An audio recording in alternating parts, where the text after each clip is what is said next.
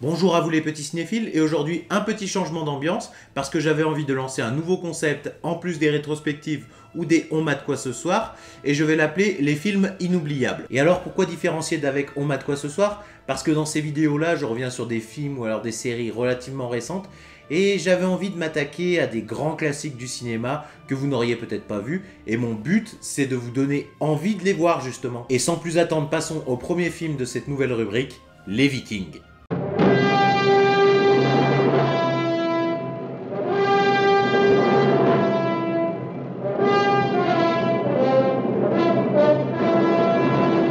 Alors le film est sorti en 1958 et est réalisé par Richard Fleischer, un nom qui ne vous est peut-être pas inconnu parce qu'il a notamment réalisé le grand 20 milieux sous les mers de Disney, Soleil Vert ou alors Conan le Destructeur. Au casting, on retrouve l'acteur Kirk Douglas qui nous a malheureusement quitté en 2020 à l'âge honorable de 103 ans.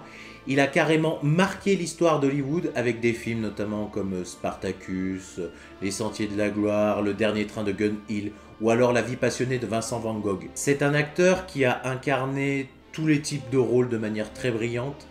D'ailleurs, il n'a reçu qu'un Oscar d'honneur pour l'ensemble de sa carrière.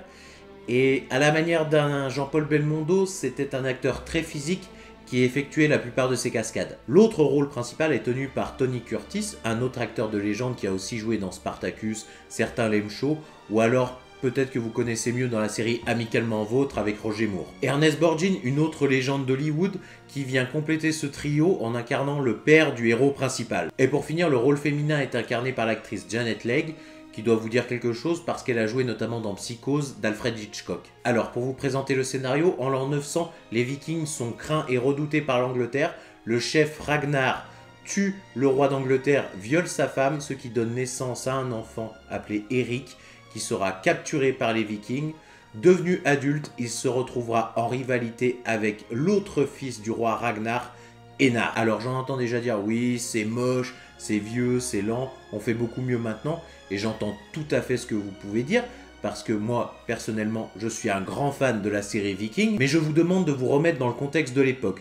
Kirk Douglas est une immense star, il est acteur, producteur, il fait la pluie et le beau temps à Hollywood. On est à la fin de l'âge d'or d'Hollywood, mais on produit encore de grandes fresques avec énormément de moyens, de figurants, de décors, à la Bénure ou alors les 10 commandements. Et c'est dans ce contexte-là que sort le film Les Vikings, qu'on peut considérer comme un énorme blockbuster de l'époque. Bon, je vais essayer de vous vendre le film. On a une reconstitution vraiment très bonne avec un souci du détail. Le film a été tourné dans les fjords en Norvège, ou alors pour la bataille finale dans un château en Bretagne. On a fait appel à de grands spécialistes pour la reconstitution, pour les objets, et c'est ainsi qu'est né 3 dracars qui sont vraiment des copier-coller des dracars de l'époque.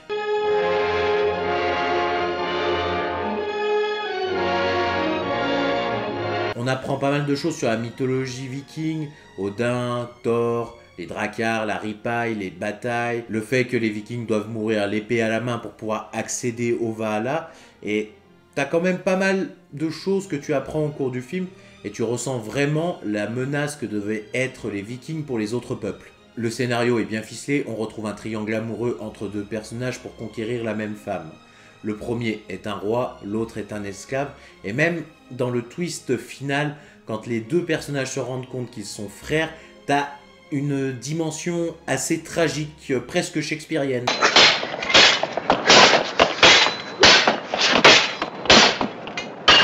Le film a son lot de grandes batailles, je retiens notamment les batailles navales sublimes ou alors l'attaque du château final qui est juste magistrale.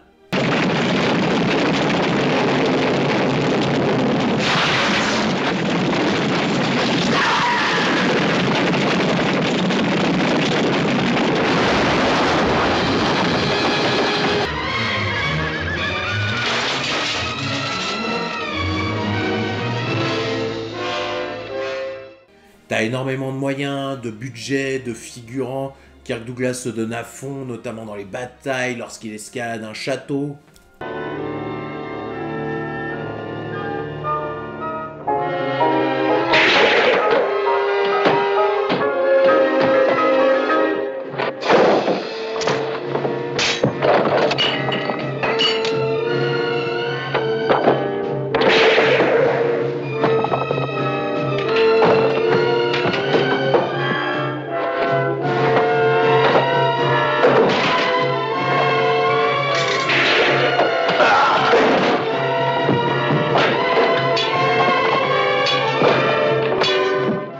Moi, ce que j'aime dans ces films, alors attention, je n'ai rien contre la CGI, mais je trouve qu'on l'utilise un peu trop à l'excès maintenant.